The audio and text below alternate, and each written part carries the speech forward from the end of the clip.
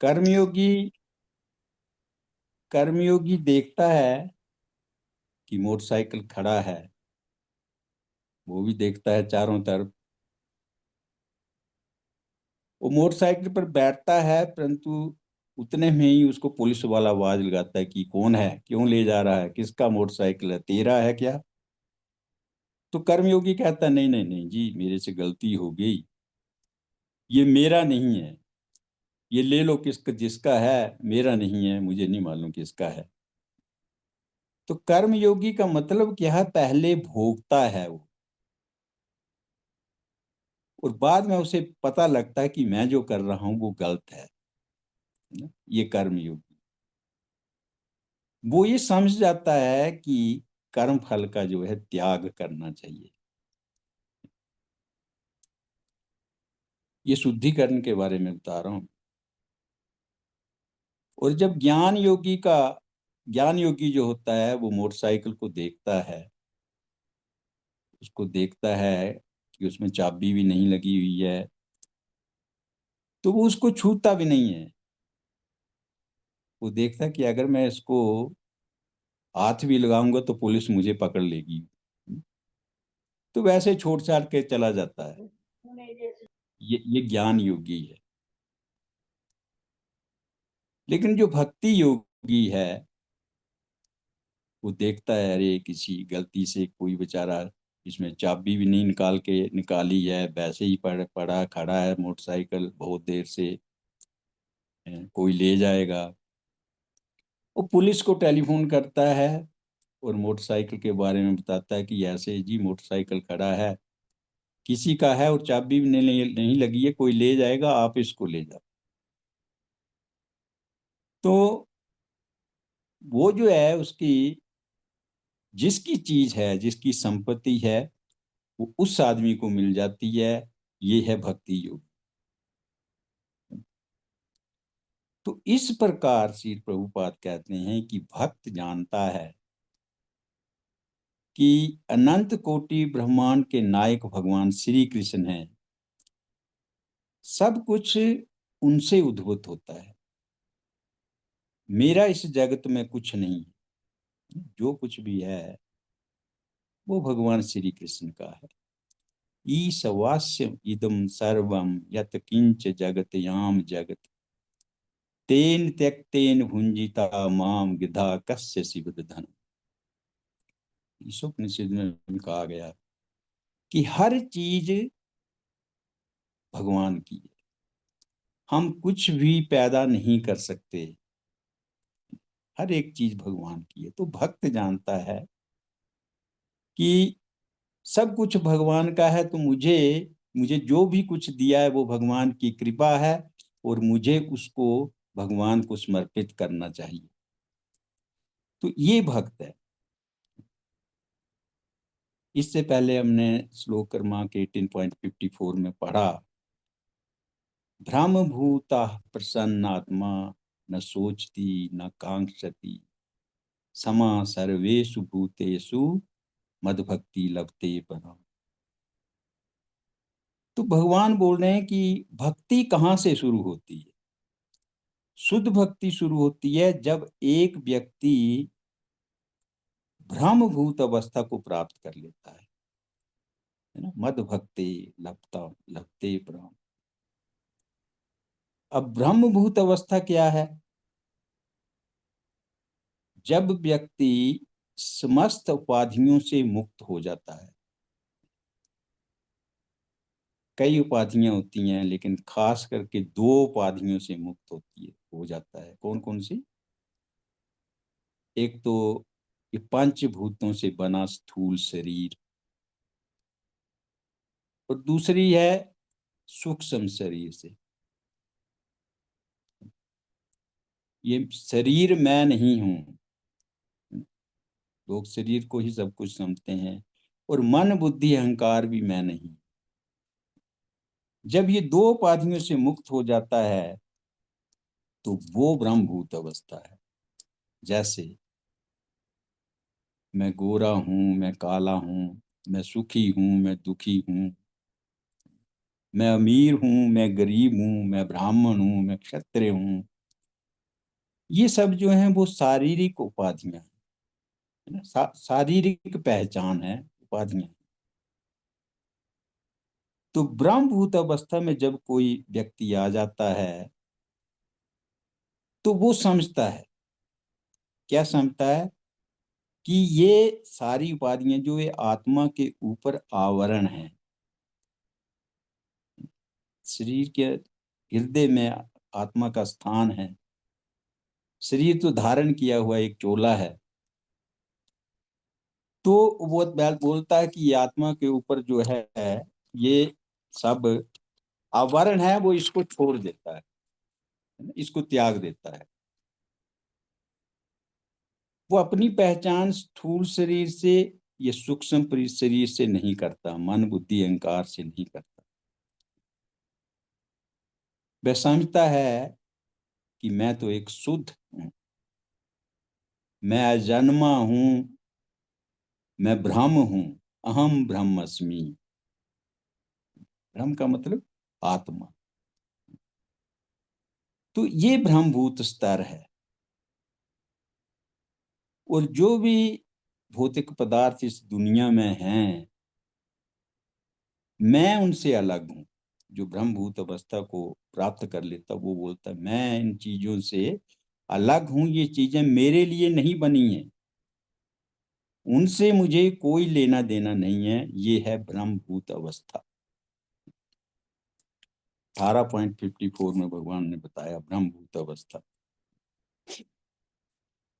और इस ब्रह्मभूत स्तर से आगे होती है शुद्ध भक्ति, शुरू होती है शुद्ध भक्ति।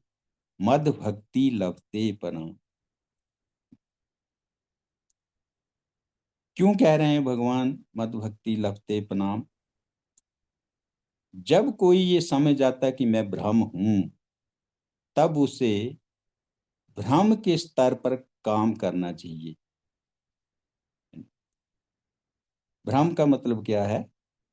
आत्मा है यह। आत्मा का काम क्या है? परमात्मा की सेवा करना। परमात्मा है। एक आत्मा है, आत्मा के साथ ही हृदय में परमात्मा भी बैठे हैं, है ना, परमात्मा। जो देख रहे हैं कि आत्मा जीव क्या कर रहा है, कुछ नहीं कहते, चुपचाप बैठे हुए हैं। उपदृष्टानुमंता च भर्ता भोक्ता महेश्वरा परमात्मेति चापि युक्तो देहे अस्मिन् पुरुषः परा। जो जीव की इच्छा है वो प्रकृति को आदेश देते हैं कि इस जीव की ये इच्छाएं पूर्ति करो। परंतु गलत इच्छा की आदेश नहीं देते हैं। कोई पाप उनका पाप कर्म करना चाहता, उसकी उसका आदेश भगवान नहीं देते। तो ये ब्रह्मभूत स्तर है ना। जैसे कोई उदाहरण देते हैं प्रभुपाद, जैसे कोई एक पिता पुत्र को कॉलेज में दाखिल कराता है, इंजीनियरिंग की इंजीनियरिंग कराने के लिए एडमिशन देते दिलाता है। तो लड़के को फर्स्ट ईयर सेकंड ईयर कितने 12 जो होते हैं सेमेस्टर होते हैं, तो पूरे उसको अटेंड करना पड़ता है। फिर पेपर एग्जाम होते हैं। फिर जब पास होगा तब उसको डिग्री मिलती है। इसी तरह ज्ञानी लोग बोलते हैं कि हम ब्रह्मस्मि, अहम ब्रह्मस्मि।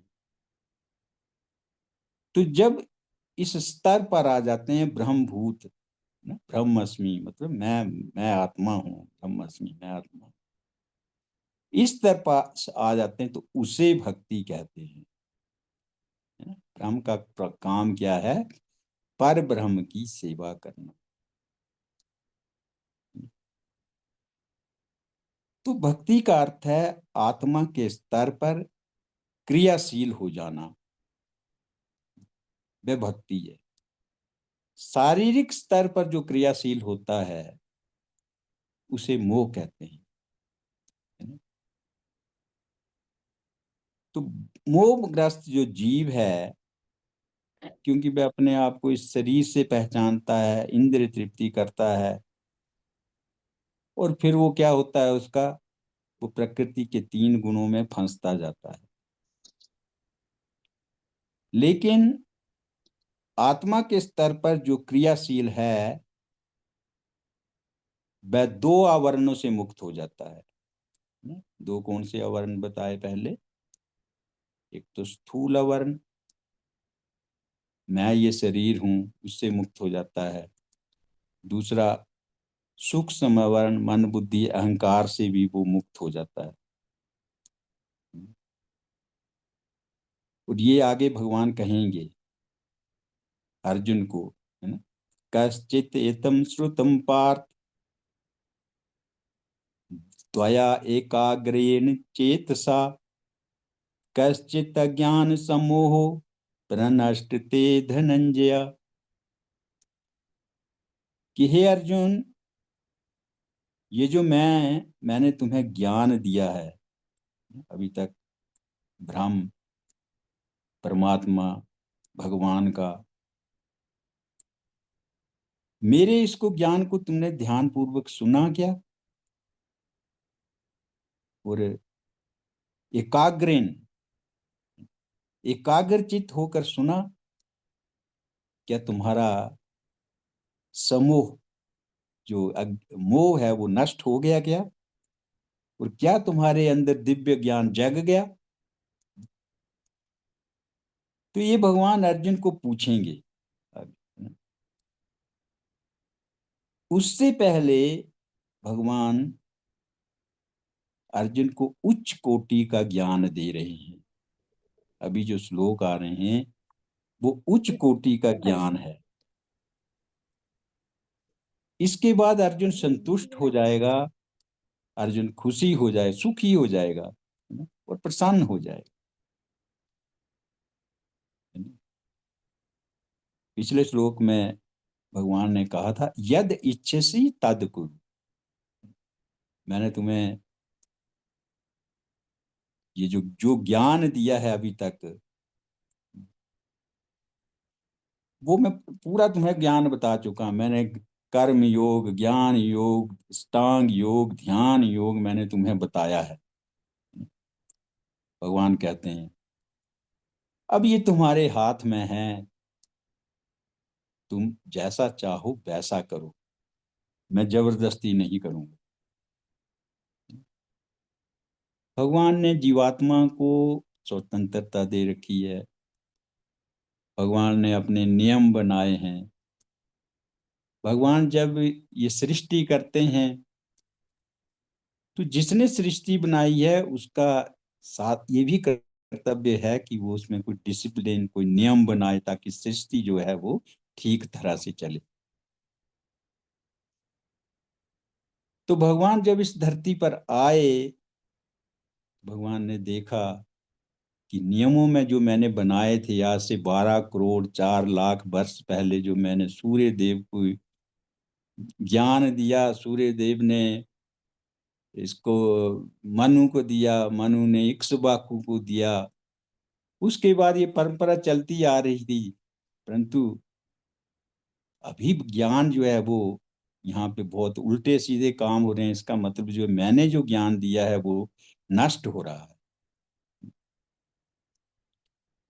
तो फिर भगवान ने वो नियम बनाए दोबारा से, आज से 5150 वर्ष लगभग, भगवत गीता के। तो हम जीवात्माओं का क्या कर्तव्य है? उन नियमों का पालन करना। अगर हम उन नियमों का पालन करेंगे तो अच्छी तरह से हमारा गुजर बसर होगी। गुजर बसर नहीं होगी, हम अंत काल में भगवान के धाम को प्राप्त करेंगे। और अगर इन नियमों का पालन नहीं करेंगे तो इसी प्रकार जन्म मृत्यु जरा व्याधि अनादि काल से हम इस जगत में घूम रहे हैं। हम ही नहीं, 700 करोड़ लोग, 700 बिलियन जो लोग हैं वो सब भगवान को भूले हुए हैं। इसीलिए जन्म मृत्यु जरा व्याधि आदि दैविक आदि भौतिक आदि आध्यात्मिक जो दुख हैं वो उनको सता रहे हैं। क्यों? क्योंकि भूल गए हैं, भगवान को भूल गए। जिन्होंने नियम बनाए हैं वो नियमों का पालन नहीं कर रहे हैं। नियमों का पालन करेंगे तो मतलब सीधा भगवान से जुड़ेंगे, और भगवान से जुड़ गए तो ये कष्ट कष्ट जो हैं ये उनसे हम मुक्त हो जाएंगे। जैसे प्रभुपाद कहते हैं कि जिस तरह कोई सरकार बनती है ना, तो वो अपने सरकार जो है अपने नियम लगाती है, नए नए नियम, है ना। अगर हम नियमों का पालन करते हैं, समय पर टैक्स भर दिया, समय पर बिजली बिल भर दिया, है ना, जैसे नियम बनाए हैं, तो हम बड़ा हमारा जीवन जो है बड़ी खुशहाल से सुखी जीवन गुजरेगा। अगर बीच में हम गड़बड़ करते हैं तो क्या होगा? पुलिस आएगी और हमें जेल में डाल देगी, है ना। इसी तरह भगवान के नियमों को अगर हम उनके अनुसार चलते हैं तो ये जो भौतिक, ये प्रकृति है, ये माया जो है, जो ये संसार है, ये हमारे लिए जेल है। तो इस जेल से हमें मुक्त होना है तो भगवान के नियमों का हमें पालन करना पड़ेगा। अर्जुन का भी मोह अभी खत्म हो रहा है, धीरे धीरे खत्म हो रहा है। क्यों? नियम उसने सुने भी, क्या क्या नियम है। भगवान के नियमों का पालन करूंगा, अब अर्जुन बोलते हैं। 18.73 श्लोक में आगे हम पढ़ेंगे, नष्टो मोहा समृति लब्धा त्वत्प्रसादात् मया च्युत स्थितोऽस्मि गत संदेह करिष्ये वचन तब। अर्जुन बोलेंगे कि हे केशव, नष्टो मोहा, मेरा जो मोह था वो नष्ट हो गया, खत्म हो गया सब। समृति लब्धा, अब मुझे जो मैं भूल गया था, मेरी स्मृति जो है, मेरी याददाश्त वो वापस आ गई। कैसे हुआ? तत्प्रसाद, आपकी कृपा से। स्थितो अस्मि, अब मैं स्थित हो गया। किसमें? कृष्ण भावनामृत में अब पूरी तरह मैं स्थित हो गया हूं। गत संदेह, मेरा जो संदेह है वो भाग गया, दूर हो गया। करिष्ये वचन, बोलो, अब मैं आपकी आज्ञा का पालन करूंगा, बताओ मुझे किसको मारना है ना? आगे बोलेंगे अब 2-4 श्लोकों के बाद। तो श्री चक्रवर्ती ठाकुर, विश्वनाथ चक्रवर्ती ठाकुर लिखते हैं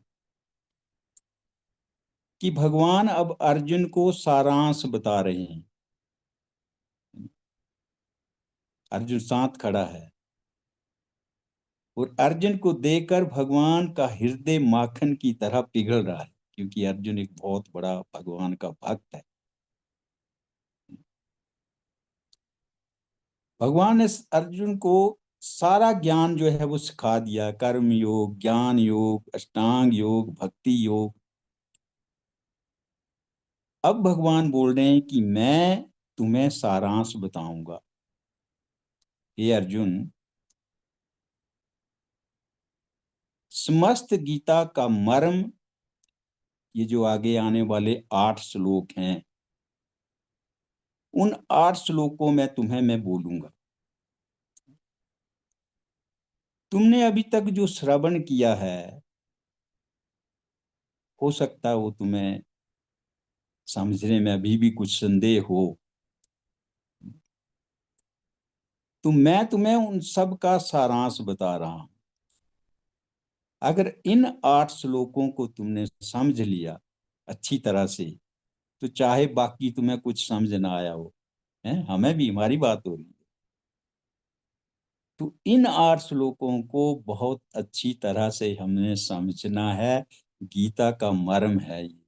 और जब हम इन 8 श्लोकों को समझ जाएंगे तो पूरी गीता हमने समझ ली, है ना। तो इसलिए अगले जो श्लोक आने वाले हैं वो बड़े हमें ध्यान से सुनना है।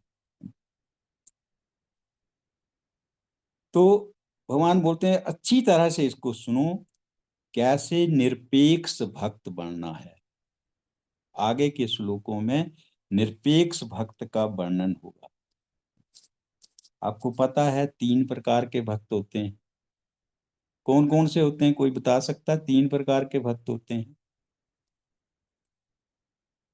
किसी को मालूम है? अनम्यूट करके कोई बताएगा। 3 प्रकार के भक्तों का वर्णन भगवान कर रहे हैं इसमें। हरे कृष्ण दो प्रभु जी, प्रकार, उत्तम, मध्यम और कनिष्ठ भक्त।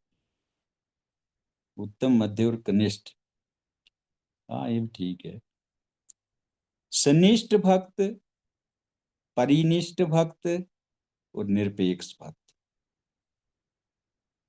सनिष्ठ भक्त कौन होता है? जो अपने वर्णाश्रम धर्म का पालन करता है।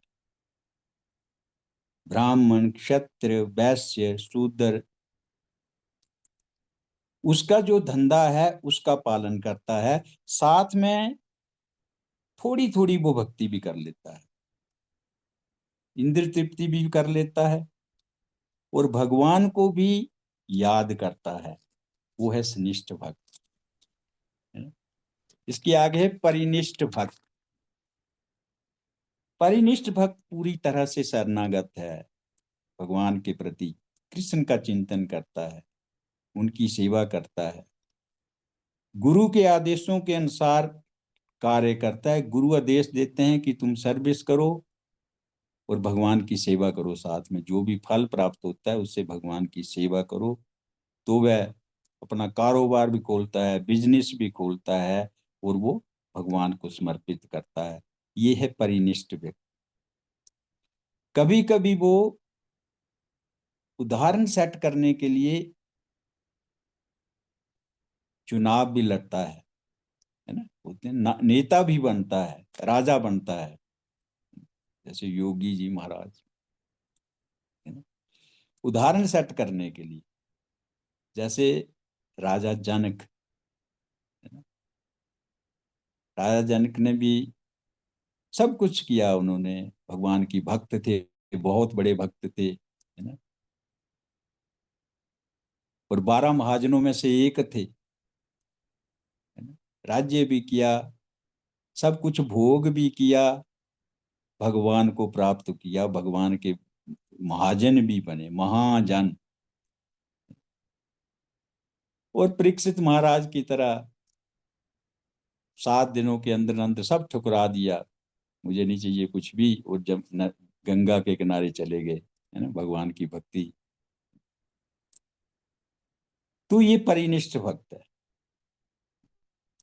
निरपेक्ष भक्त कौन सा है, जिसका वर्णन इन श्लोकों में आने वाला है ना, आगे के श्लोक जो बोल रहे हैं। अगर कुछ नहीं समझ आया तो 8 श्लोकों को समझो, वो निरपेक्ष भक्त की बात है। निरपेक्ष भक्त को इस दुनियादारी से कुछ लेना देना नहीं होता। वह ऐसे स्तर पर पहुंच जाता है जहां केवल कृष्ण है, केवल कृष्ण का चिंतन, जैसे शील माधवेंद्र पुरी। तो भगवान अर्जुन को यहाँ पर निरपेक्ष भक्त कैसे बनना है वो बता रहे हैं। जैसे पहले भगवत गीता में सुना है, यत करोसी यत सनासी यत जहोसी ददाति यत, यत तपस्यति कौन्ते तत्पुरुष मद अर्पण। ये तो सब वर्णाश्रम कर्म कर्म फल का पहले बताया है, लेकिन अभी तुम्हें मैं वो बताऊंगा, भगवान बोल रहे हैं, क्योंकि अब तुम्हारी उन्नति हो गई है, अब तुम उच्च स्तर पर पहुंच गए हो। लास्ट है 18वां अध्याय, सारांश बता रहे हैं, समरी जिसको बोलते हैं, है ना, पूरा निचोड़, निष्कर्ष। आपका स्तर ऊंचा हो गया है, अब अनन्य भक्त बन गए हो। अनन्य भक्त का अर्थ क्या होता है? जो मैं बोलूंगा वही अब तुम करोगे, अब तुम मेरी आज्ञा का पालन करोगे, इससे ही तुम्हारा कल्याण होगा। तो हे अर्जुन, मैं तुम्हें गुह्यतम ज्ञान देने जा रहा हूं, सर्व गुह्यतम। सबों में अत्यंत गुह्य उच्च ज्ञान। अब जो आने वाला है ना, एक होता है गुह्य ज्ञान, एक होता है गुह्यतर, और एक है गुह्यतम। भगवत गीता में 18 अध्याय हैं। तो 1 से 6 अध्याय तक का क्या हुआ, वो कर्म योग। पहले अध्याय से 6 अध्याय तक, 6ठे अध्याय तक कर्म योग है। 7वें अध्याय से 12वें अध्याय तक है भक्ति योग। और 13 से 18 अध्याय तक क्या है, ज्ञान योग है। तो ये बीच के अध्याय जो है 7 से 12, ये है भक्ति का सार। और इन 7 से 12 अध्याय के बीच में जो 9वां अध्याय है, परम गुह्य ज्ञान, वो सार का सार है, भक्ति के सार का सार है। और उस 9वें अध्याय में भी श्लोक क्रमांक 34 सार के सार का सार है। क्या है वो 9वें अध्याय का 34वां श्लोक? मन मना भव मद भक्तो मद्याजी माम नमस्कुरु माम वैश्यसी युक्तैव आत्मा नाम मत परायणा। 34 श्लोक नंबर है।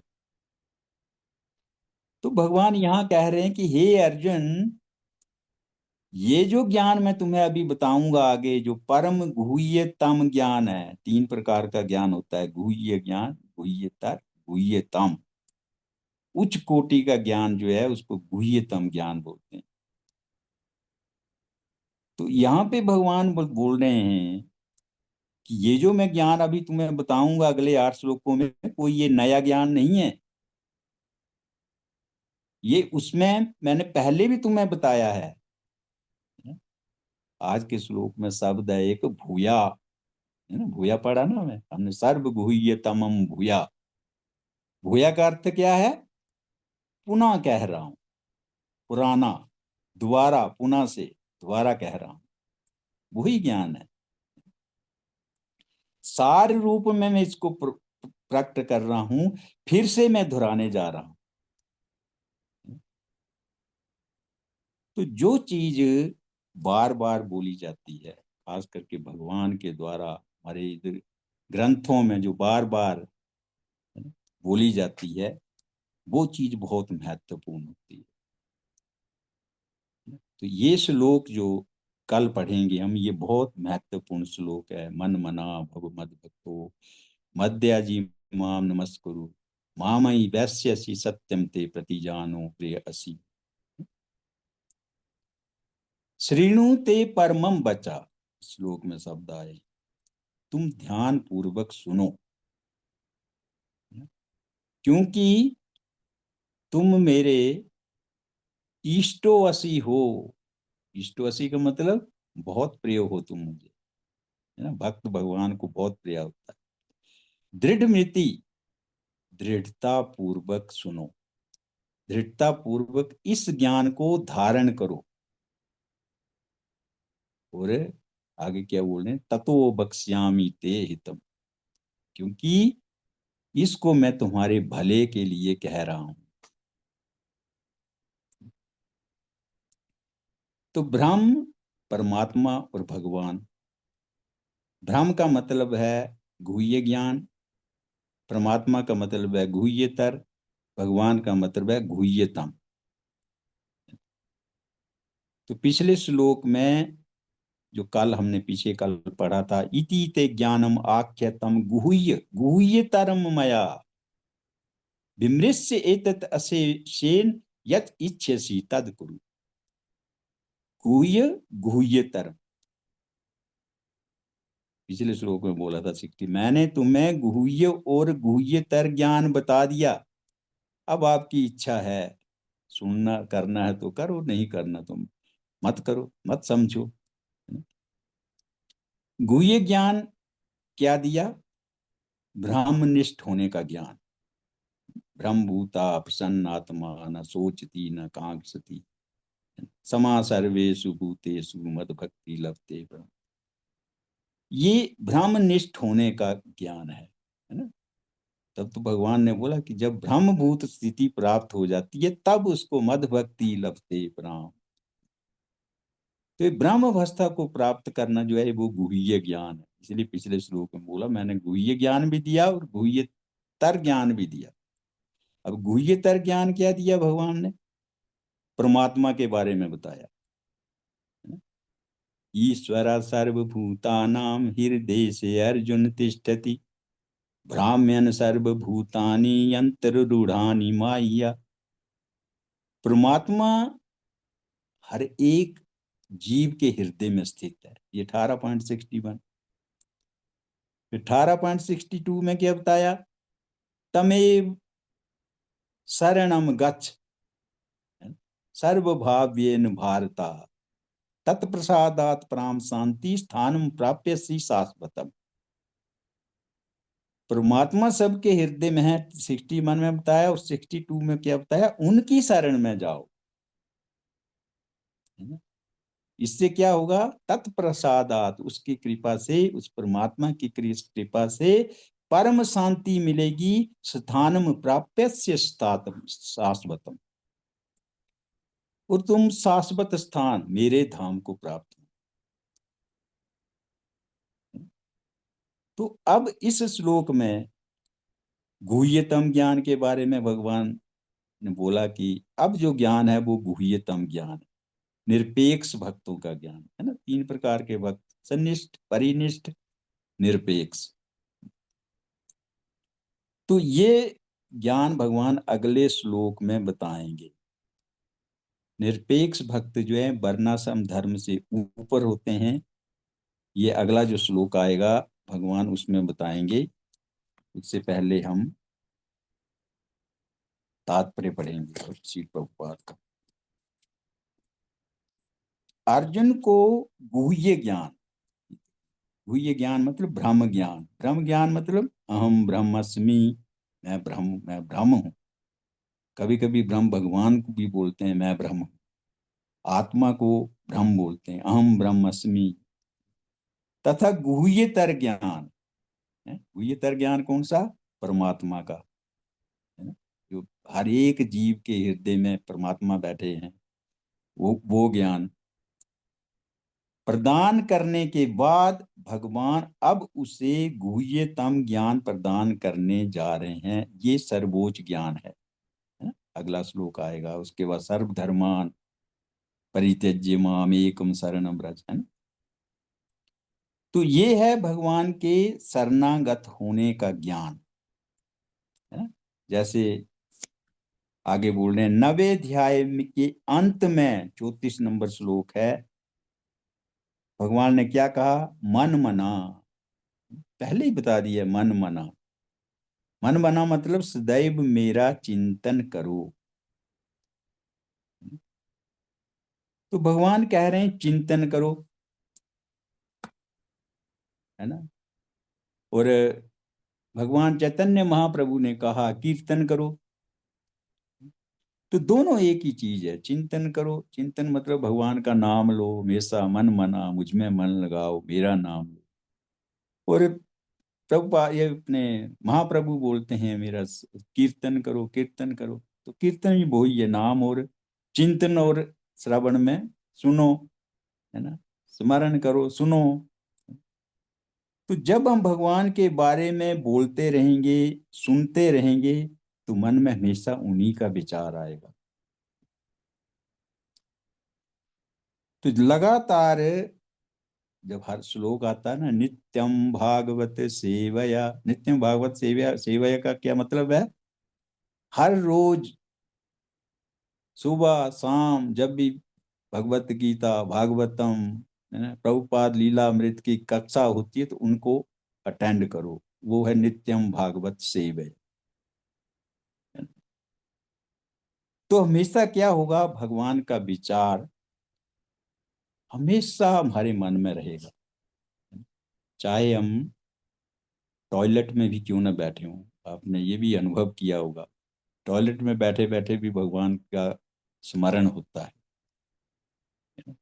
तो ये होगा, और ये अनुभव आपने किया हो, क्योंकि लगातार कानों के माध्यम से कृष्ण संबंधी जो विचार हैं हमारे अंदर प्रविष्ट होते हैं। ये हवन कुंड है ना? जब ये आहुतियां, भगवान का नाम हमारे हवन कुंडों में अंदर जाता है,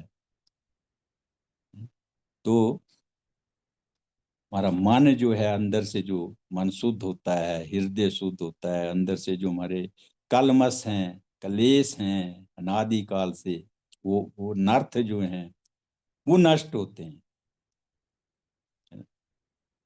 तो प्रभुपाद कहते हैं कि इसके लिए बहुत बड़ा हमारा कर्तव्य है, हमारी वाणी का। हमारी वाणी से कोई भी ऐसी चीज, ऐसी वाणी नहीं निकलना चाहिए, शब्द ना निकलना चाहिए है ना, जिससे दूसरे लोगों को या फिर विस्मृति ना हो। किसकी? भगवान कृष्ण की विस्मृति ना हो। हमारी, हमें देख करके भगवान प्रभुपाद कहते हैं, हमारी वेशभूषा से, हमारी वाणी से जो भी कोई देखे हमें, ये जो हमारे वचनों को सुने, उससे उसको भगवान कृष्ण की याद आना चाहिए।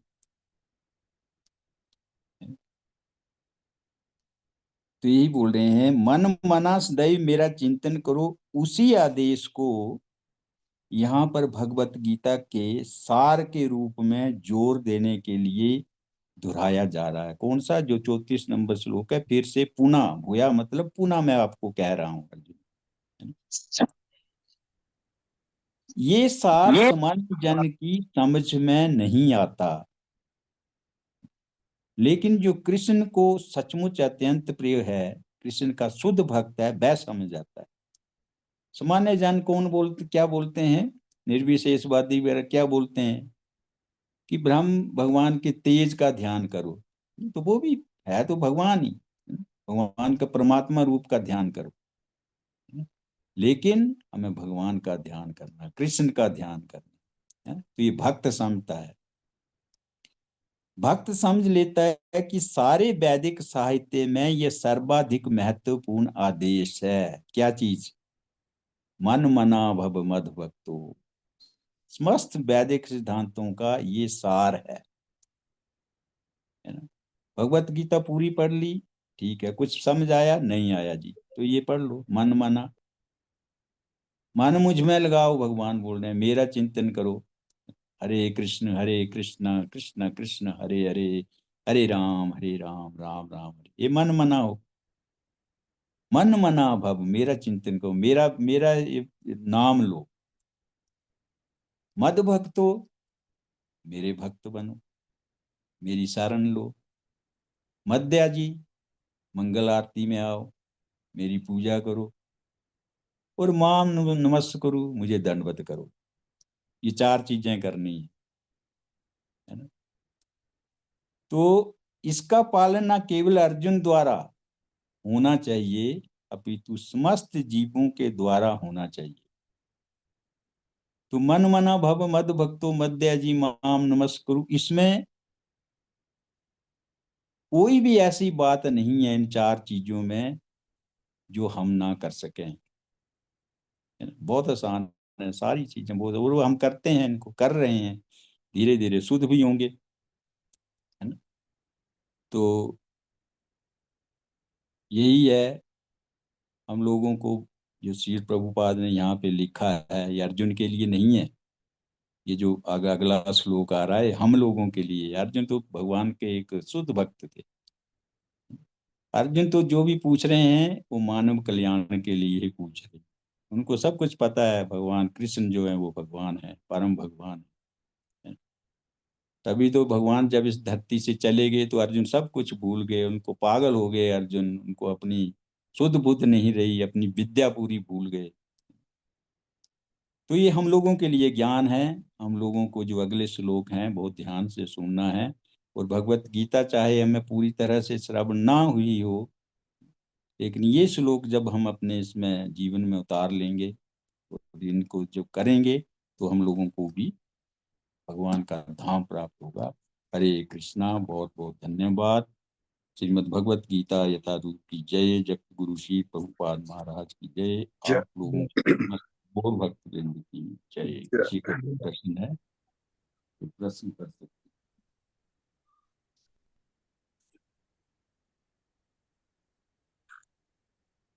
हरे कृष्ण प्रभु जी, दंडवत प्रणाम।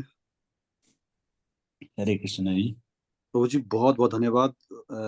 ये एक्चुअली भगवान श्री कृष्ण ने तो अर्जुन अपने प्रिय सखा को ज्ञान दिया, लेकिन आपने जो ज्ञान दिया है वो भी हमारे लिए, मतलब हमारा आगे का जो भक्ति का मार्ग है उसको प्रशस्त करेगा।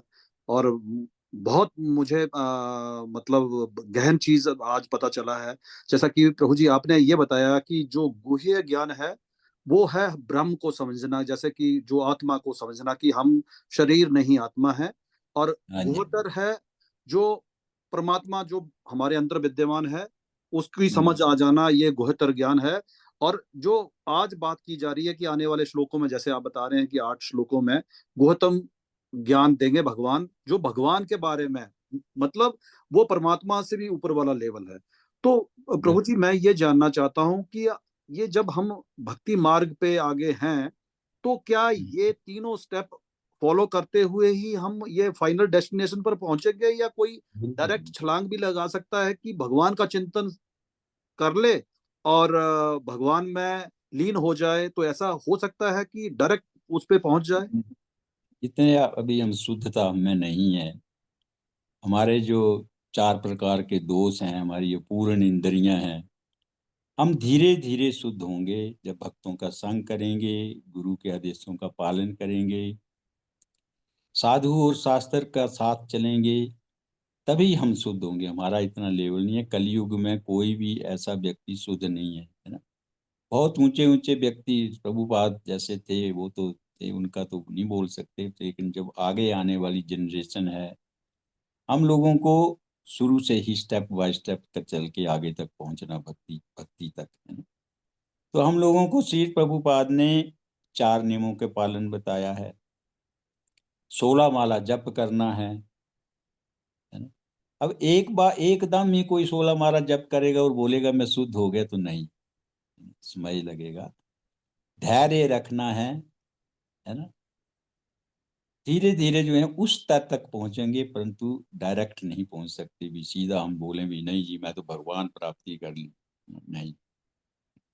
समय के अनुसार चलते चलते इस जन्म में नहीं तो अगले जन्म में, उस जन्म में नहीं तो अगले जन्म में, अनादि काल से हम घूम रहे हैं, है ना। भगवान ने लिखा ना भ्राम्यंती माया, माया भगवान की माया के द्वारा भगवान भ्रमण करवा रहे हैं हमें। क्यों? भगवान को भूले हुए हैं हम, इसलिए भ्रमण करवा रहे हैं, इधर से उधर, उधर से इधर, इधर से इधर। मनुष्य योनि मिली है और समझे, मनुष्य योनि पता नहीं हमें कितनी मिल चुकी हैं, लेकिन भक्ति नहीं की होगी तो भक्ति पूर्ण नहीं हुई, है ना। जब भक्ति पूर्ण हो जाएगी, 100% हो जाएगी, तब भगवान के हम धाम को जा पाएंगे, है ना। तो धीरे धीरे जब हमने सीखना है ना, भक्ति कैसे करनी है, गुरु के पास जा करके, है ना, भक्तों के संग में रह करके, फिर हम शुद्ध होंगे, है ना। हम कलयुग के जीव हैं, बद्ध जीव हैं, तीनों गुणों के अंदर हम बंधे हुए हैं रस्सी से। ठीक है जी। धन्यवाद प्रभु जी, बहुत बहुत धन्यवाद। और कोई भक्त अगर हरे प्रभु जी कृष्णा प्रभु जी, दंडवत प्रणाम। हरे कृष्ण जी। प्रभु जी बहुत बहुत धन्यवाद फॉर द वंडरफुल लेक्चर, और इतना इंटरेस्टिंग लेक्चर जो इतना डीपली और प्रभु जी आप डिटेल थे जो कहाँ आपने पर थे इतने दिनों, बड़े दिनों बाद आवाज सुनी आपकी। जी प्रभु जी, थोड़ी शिफ्टिंग हो गई है बल्लभगढ़ में, दिल्ली से बल्लभगढ़ में ना जॉब की, तो शेड्यूल थोड़ा सा टाइट हो गया है। अच्छा अच्छा, ठीक। ये सब अरुण तो मैं भी चैतन्य बहुत दिनों से आपको बहुत दिनों से मैं भी आपको नहीं आशीर्वाद है सुन पा रहा उनका। था। जी जी जी प्रभु जी, हाँ गुरु उन शिक्षा उनकी तो ज्ञान तो उनका आशीर्वाद है कि हम भटके नहीं है, अभी ट्रैक पे ही हैं। वो प्रभु जी बताते हैं ना कि ट्रैक पे ही रहना है, ट्रेन में ही रहना है, उतरना नहीं है। हाँ, उनका पीछा नहीं छोड़ना, जी है ना। प्रभु जी। जिस तरह प्रभुपाद बोलते हैं, अगर एक चींटी को मुंबई से दिल्ली जाना, तो चींटी कैसे पहुंचेगी? नहीं पहुंच सकती। भक्त की धोती में घुस जाए अगर चींटी, तो दिल्ली से मुंबई, मुंबई से दिल्ली पहुंच सकती है ना। इसी तरह जब प्रभु के भक्तों का जब हम दामन थाम लेंगे ना, उसको छोड़ना नहीं है, वो हमें भगवत धाम को ले जाएंगे, पक्का 100%। जी प्रभु जी।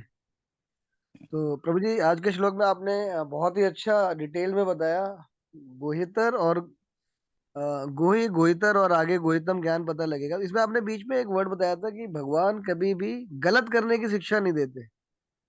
हाँ, लेकिन अंदर परमात्मा लेकिन रूप में बैठे में लोग सोचते हैं ना भी मैं तो, दुर्योधन सोचता था, दुर्योधन दुर्योधन बोलता था मैं गलत कर रहा हूं, तो मैं आप बैठे हैं अंदर। एक श्लोक आता है, मुझे भूल गया। दुर्योधन बोलता है कि आप अंदर बैठे हैं, आप करवा रहे हैं मुझसे, मैं जो भी गलत करता हूँ, पाप करता हूँ, तो मैं नहीं कर रहा हूँ, आप करवाते हैं? लेकिन भगवान पाप नहीं करवाते। वही बोला मैंने, परमात्मा रूप में जब भगवान अंदर बैठे हैं, वो इच्छाएं पूरी करते हैं, पर गलत इच्छाओं की पूर्ति नहीं करते, है ना। तो प्रभु जी वो जो गलत काम हम करते हैं वो क्या ये मन हमारे से करवा रहा है? ये हम मन मना, एक तो मन मना भव मद भक्त, एक है मन माना, मन माना। हम हमारा मन जो मानता है ना, वो कराता है। मन मना नहीं, मन माना। मन माना। हाँ, जो विकर्म, लोग विकर्म का मतलब पाप करना, है ना। विकर्म कहीं भी शास्त्रों में नहीं लिखा हुआ है भी ये कर्म करो। आप जो गलत कर्म करते हैं, वो कभी भी शास्त्रों में थोड़ी लिखे हुए हैं भी ये कर्म करो। तो आदमी की अपने मन माना काम होते हैं, है ना। तो वो कभी कभी मन माना गलती से भी कर बैठता है कोई।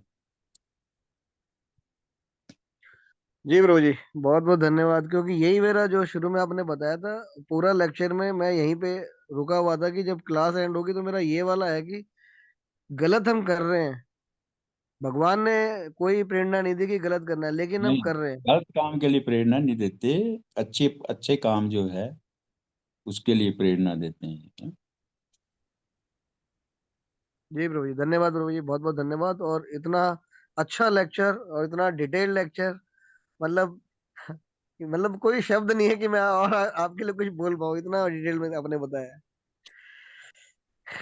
जी प्रभु जी। हरे कृष्णा।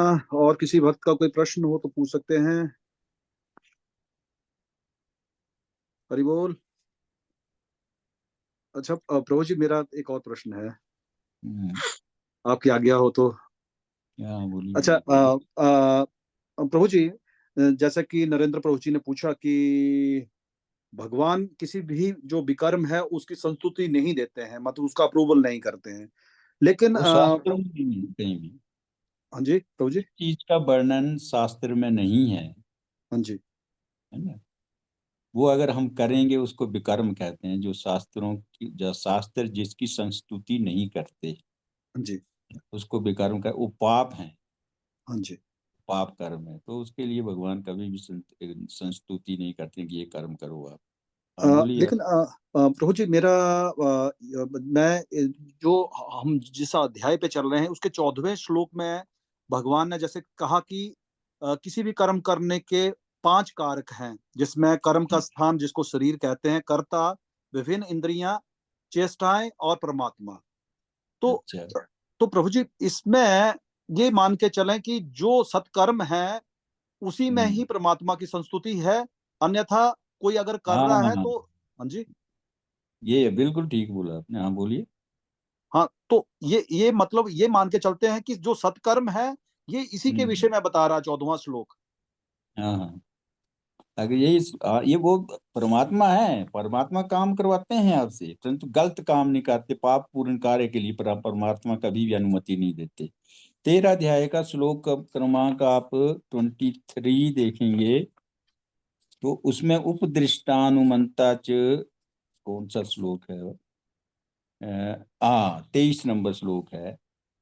उसमें देखो भगवान क्या कहते हैं कि इस शरीर में एक फिर भी तो भी इस शरीर में एक अन्य दिव्य भोक्ता है जो ईश्वर है, परम स्वामी है और साक्षी देता है। साक्षी है, क्या क्या कर रहे हैं हम लोग उसका साक्षी भी है, तथा अनुमति देने वाले के रूप में विद्यमान है। अनुमति भी देता है। क्या अनुमति देता?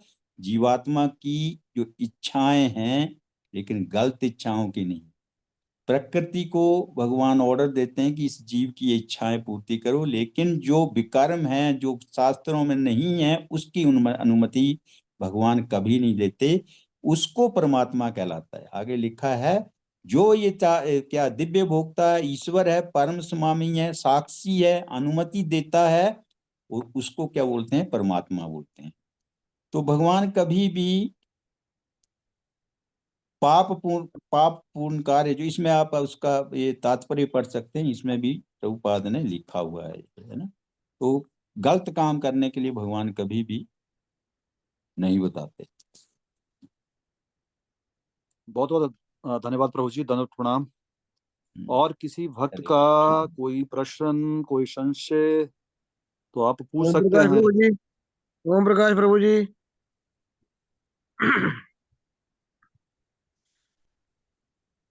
ओम प्रकाश प्रभु जी। प्रभु जी म्यूट अनम्यूट कीजिए आपको, अपने आप को। कुछ पूछना चाह रहे हैं प्रभु जी? कुछ नहीं नहीं, मुझे समझ आ रहा, सुनाई दे रहा सारा जो कुलतार प्रभु जी ने पूछा, आपने पूछा, उससे क्लैरिफिकेशन मिल गई है जी। जी। ऐसा कुछ नहीं है, और बहुत अच्छी डिटेल बता रहे हैं। गुहागन गुहतर गुहान सब समझ आ रहा, परम गुहा आगे आएगा तो समझेंगे। बाकी डिटेल जैसे बता रहे समझ आ रहा पूरा। बहुत सुंदर प्रभु जी। तो और अनु शर्मा माता जी, विजय माता जी, कविता माता जी।